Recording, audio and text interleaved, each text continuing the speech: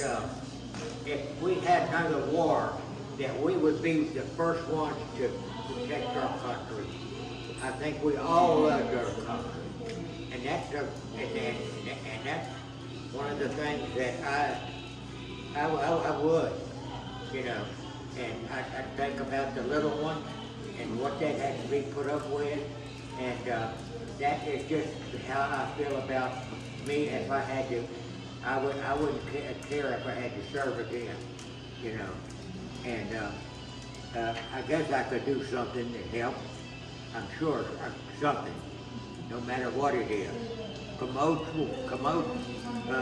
cleaning or whatever, you know, and it's just, latrine duty? it was just something that I think we all love our country, and I'm sure that the rest of the men here does.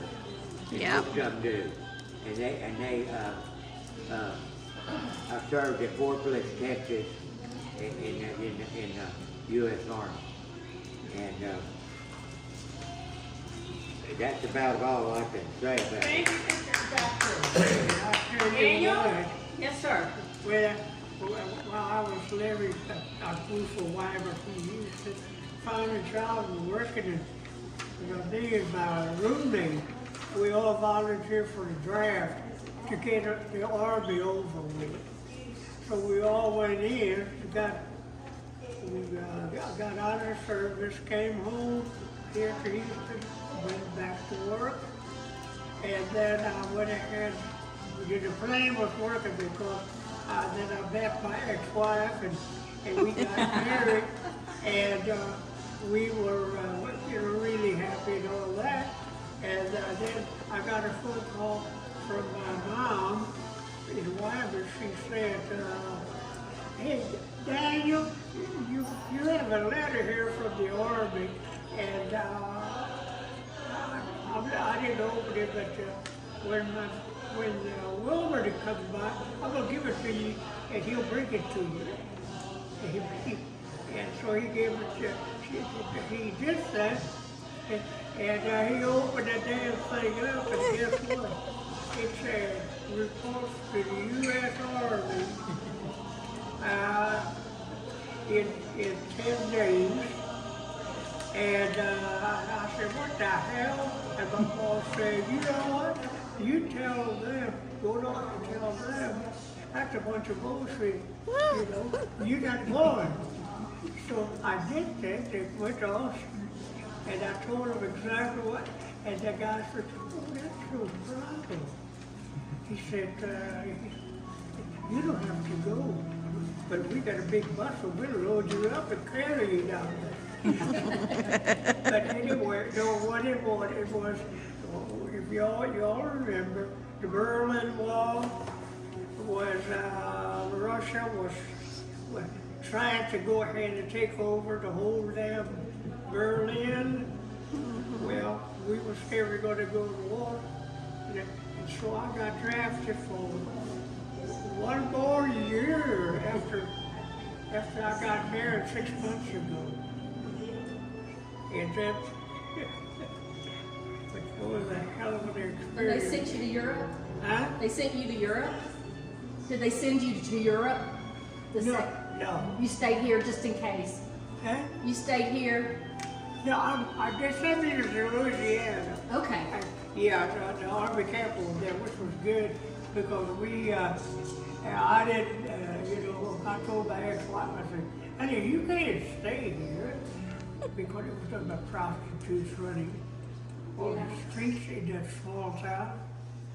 And anyway, so the first Saturday, we all fell out. The guy from Yoakum, I just met him, and that Saturday we all fell out, and the sergeant said, "See you on Monday."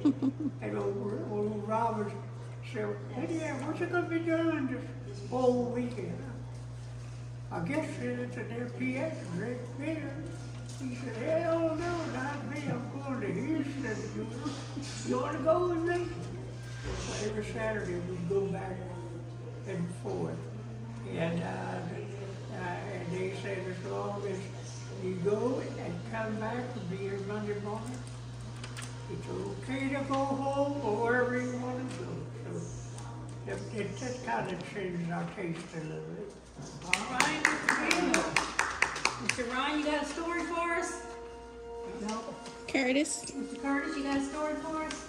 Yes, ma'am. Okay, we're ready. I joined the Marines when I was 17. My first tour, I was stationed in North Carolina during the Cuban crisis. And we were moved to, we were on a ship, we were cruising around.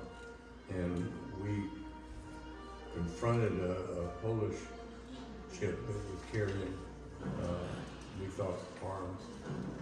And out in the middle of the ocean, went out there and yelled at them, they yelled back, and blah, blah, blah.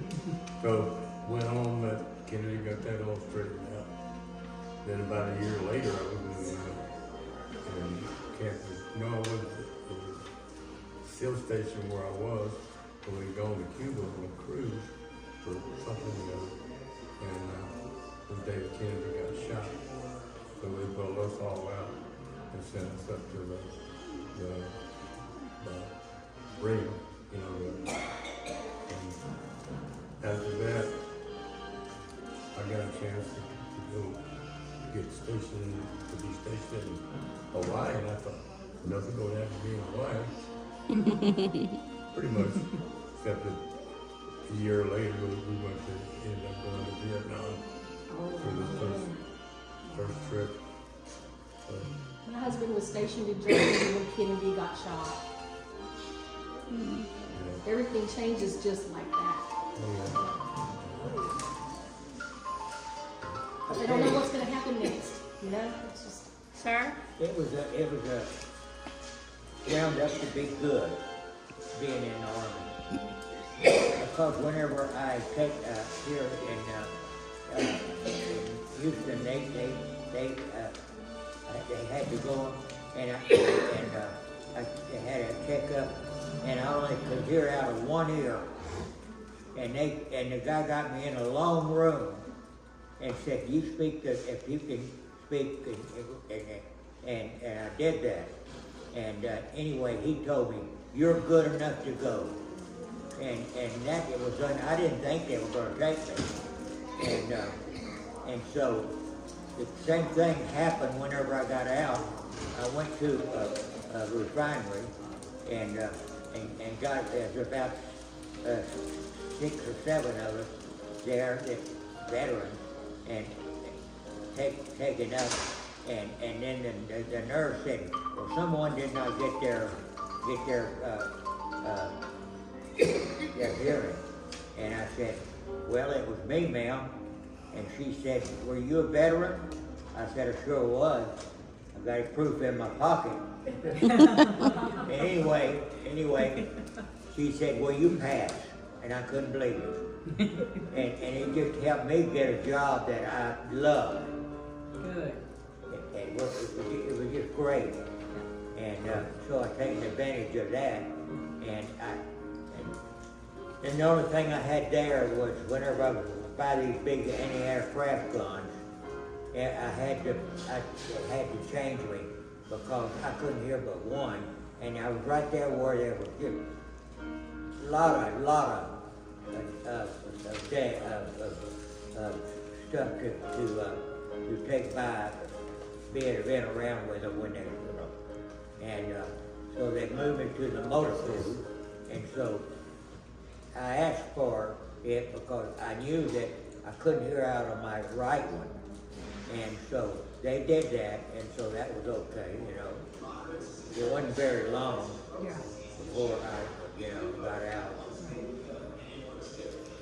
David, you have a story for us? Well, I didn't call the fact that was in the Vietnam War, and everybody was kind of scared they were going to call us up. I mean, that's what they thought. But we never did get called to Vietnam, Laos, or Cambodia, where they're doing that fighting there.